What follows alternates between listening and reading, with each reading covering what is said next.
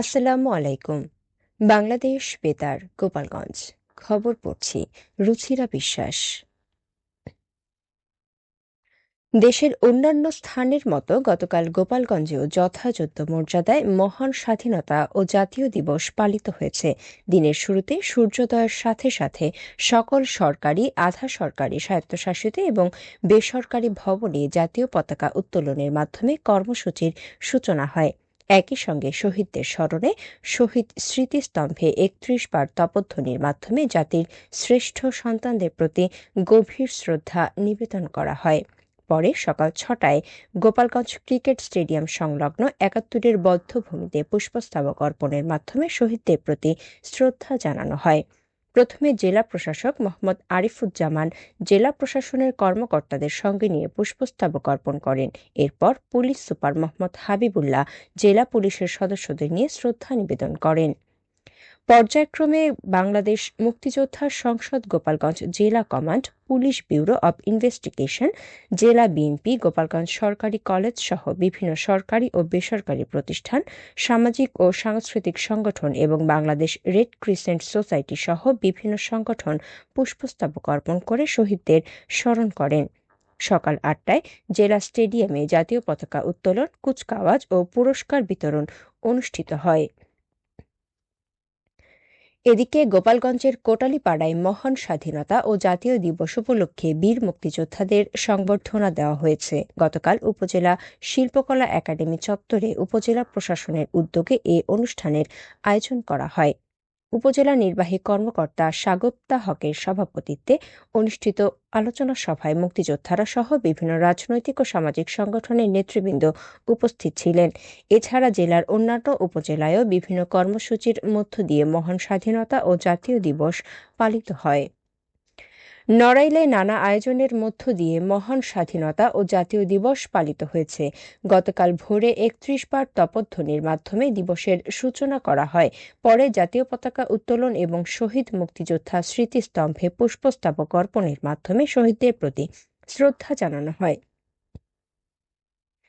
জেলা স্টেডিয়ামে শিক্ষার্থী, পুলিশ, আনসার ও বিএনসিসি সদস্যদের অংশগ্রহণে কুচকাওয়াজ ও ডিসপ্লে অনুষ্ঠিত হয়।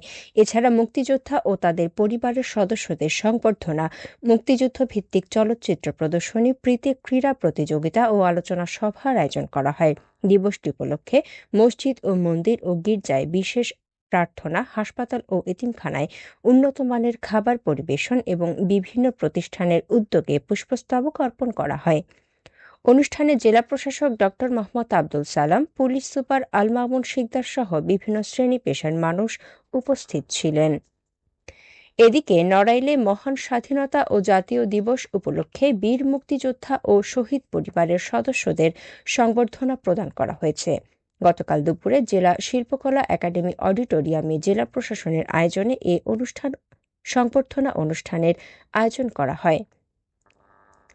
জেলা প্রশাসক ড মোহাম্মদ আব্দুল সালামের সভাপতিত্বে অনুষ্ঠানে পুলিশ সুপার কাজী এহসানুল কবির সহ প্রশাসনের ঊর্ধ্বতন কর্মকর্তা, সাংবাদিক ও মুক্তিযোদ্ধারা উপস্থিত ছিলেন। অনুষ্ঠানে বীর মুক্তিযোদ্ধা ও তাদের পরিবারের সদস্যদের ফুল ও উপহার দিয়ে সংবর্ধনা প্রদান করা হয়। এদিকে লোহাগাড়া উপজেলায়ও অনুরূপ সংবর্ধনা অনুষ্ঠানের আয়োজন করা হয়। নড়াইল ২ এর সংসদ সদস্য আতাউর রহমান বাচ্চু অনুষ্ঠানে প্রধান অতিথি হিসেবে উপস্থিত ছিলেন। ২০২৫-২৬ শিক্ষাবর্ষে জিএসটি গুচ্ছভুক্ত ২০টি সাধারণ এবং বিজ্ঞান ও প্রযুক্তি বিশ্ববিদ্যালয়ের সম্মান প্রথম বর্ষের ভর্তি পরীক্ষা আজ থেকে শুরু হচ্ছে। বেলা ১১টা থেকে দুপুর ১২টা পর্যন্ত অনুষ্ঠিত বাণিজ্য শাখার পরীক্ষায় ১,০৭০ জন পরীক্ষার্থী অংশ নিচ্ছেন। সুষ্ঠুভাবে পরীক্ষা গ্রহণের লক্ষ্যে ইতোমধ্যে সকল প্রস্তুতি সম্পন্ন করেছে গোপালগঞ্জ বিজ্ঞান ও প্রযুক্তি বিশ্ববিদ্যালয় প্রশাসন।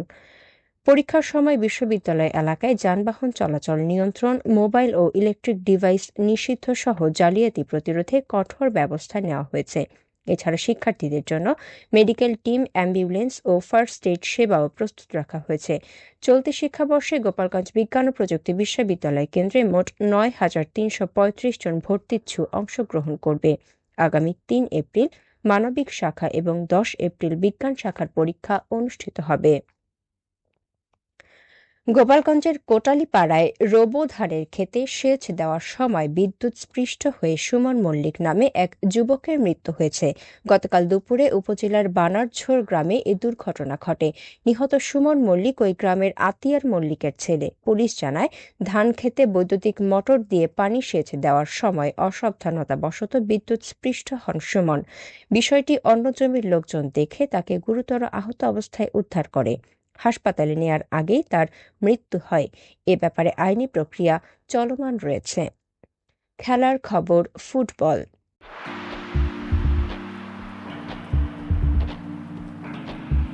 মহান স্বাধীনতা ও জাতীয় দিবস উপলক্ষে নড়াইল বীরশ্রেষ্ঠ নূর মোহাম্মদ স্টেডিয়ামে প্রীতি ফুটবল ম্যাচ অনুষ্ঠিত হয়েছে। খেলায় জেলা প্রশাসন একাদশ ও নড়াইল পৌরসভা একাদশের মধ্যকার খেলাটি গোলশূন্য ড্র হয়। পরে উভয় দলকে পুরস্কৃত করা হয়। জেলা প্রশাসক ডক্টর মোহাম্মদ আব্দুল সালাম অনুষ্ঠানের প্রধান অতিথি হিসেবে উপস্থিত ছিলেন। এছাড়া পৌরসভার প্রশাসক জুলিয়া সুকায়না সহ জেলা প্রশাসনের কর্মকর্তা, বীর মুক্তিযোদ্ধা ও বিভিন্ন শ্রেণী পেশার মানুষ উপস্থিত ছিলেন। সবশেষে আবহাওয়া।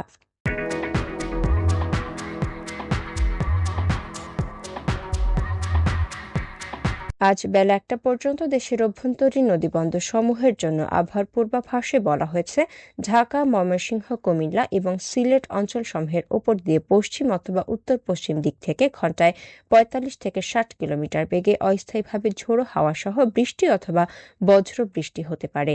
এসব এলাকার নদীবন্দর সমূহকে 1 নম্বর সতর্ক সংকেত দেখাতে বলা হয়েছে। খবর শেষ হলো। আমাদের পরবর্তী খবর প্রচারিত হবে সকাল 10টা বেজে 30 মিনিটে বাংলায়।